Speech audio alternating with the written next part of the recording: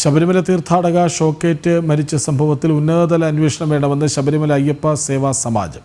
ദേവസ്വം ബോർഡിന്റെയും KSEBയുടെയും അശ്രദ്ധയിലേക്കാണ് സംഭവം വിരൽ ചൂണ്ടുന്നതെന്നും ശബരിമല അയ്യപ്പ സേവാ സമാജം ദേശീയ ചെയർമാൻ SDR കുമാർ കുറ്റപ്പെടുത്തി.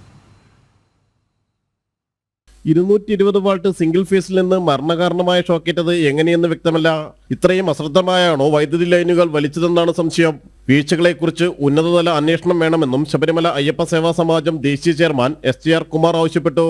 ശബരിമല പോലെയുള്ള കോടാനുകോടി തീർത്ഥാടകരെത്തുന്ന ഒരു പ്രദേശത്ത് ഇത്രയധികം അശ്രദ്ധയോടുകൂടിയാണ് ദേവസ്വം ബോർഡും എലക്ട്രിസിറ്റി ബോർഡ് KSEBയും ഒക്കെ പെരുമാറുന്നതെന്ന് അറിയുന്നതിൽ വളരെ ദുഃഖമുണ്ട്. 220 വോൾട്ടിലുള്ള ഒരു സിംഗിൾ ഫേസ് കറണ്ടിൽ നിന്ന് അടിച്ചാൽ സാധാരണഗതിയിൽ ഷോക്ക് അടിച്ച് തെറിച്ചു വീഴോ അല്ലെങ്കിൽ ചെറിയ അപകടം പറ്റും. പക്ഷേ ഇന്നലെ കണ്ടത് അപ്പോൾ തന്നെ അവർ മരിച്ചു വീഴുന്നതാണ്. ചിലപ്പോൾ ഒരു ഇലക്ട്രിക്കൽ സർജ് വന്നതാകാം.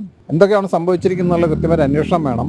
അവിടെ സ്വീകരിക്കേണ്ടതായിട്ടുള്ള ഇത്തരം കൃത്യമായിട്ടുള്ള നടപടികളൊന്നും സ്വീകരിക്കാതെ ഒരു മരണത്തിലേക്ക് നയിച്ചത് വളരെയധികം ആക്ഷേപാർഹമാണ്. അതിനെക്കുറിച്ച് എത്രയും പെട്ടെന്ന് ഉന്നത തലത്തിൽ അന്വേഷിക്കണം എന്നുള്ളതാണ് ഒന്ന്.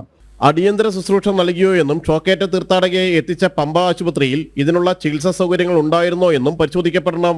ആർക്കാണ് അനാസ്ഥയുണ്ടായതെന്ന് കണ്ടെത്തണം. മരിച്ച തീർത്ഥാടകയുടെ കുടുംബത്തിന് മതിയായ നഷ്ടപരിഹാരം നൽകണം. പമ്പ ആശുപത്രിയിൽ ഇത്തരം ഇലക്ട്രിക്വേഷൻ ഷോക്ക് വഴി അപകടം ഉണ്ടാകുന്ന ഒരാളിൽ ചികിത്സിക്കാനുള്ള സൗകര്യമോ അല്ലെങ്കിൽ അത്തരത്തിൽ പ്രവൃത്തി പരിചയമുള്ളവരോ ആ സ്ഥാനത്തുണ്ടായിരുന്നോ, ഇതൊക്കെ നമ്മളിപ്പോൾ ചിന്തിക്കേണ്ട വിഷയമാണ്. കാരണം ഇത് ചെറിയ വിഷയമല്ല. അതുകൊണ്ട് തീർച്ചയായിട്ടും ഇതിനെക്കുറിച്ച് കൃത്യമായ അന്വേഷണം നടത്തി എങ്ങനെ സംഭവിച്ചു എന്നും എവിടെയാണ് അനാസ്ഥ പറ്റിയെന്നും ഇതിന് യഥാർത്ഥ കുറ്റക്കാർ ദേവസ്വം ബോർഡാണോ അല്ലെങ്കിൽ KSEB ആണോ അല്ലെങ്കിൽ ഏതെങ്കിലും ഉദ്യോഗസ്ഥന്മാരാണോ, ഇതൊക്കെ കൃത്യമായിട്ട് അറിയേണ്ടതുണ്ട്. കാരണം ഒരു മരണമാണ്, ഇത് കൊലപാതകത്തിന് തുല്യം തന്നെയാണ് ഒരാളുടെ ജീവൻ നഷ്ടപ്പെടുക എന്നുള്ളത്. ഈ നിർധന കുടുംബത്തിൽ ഉള്ള ഈ അമ്മ മരിച്ചതോടുകൂടി ആ കുടുംബം അനാഥമായിരിക്കുകയാണ്. തീർച്ചയായിട്ടും അവർക്ക് വേണ്ട തരത്തിലുള്ള കോമ്പൻസേഷൻ എത്രയും പെട്ടെന്ന്, താമസിക്കാൻ പാടില്ല.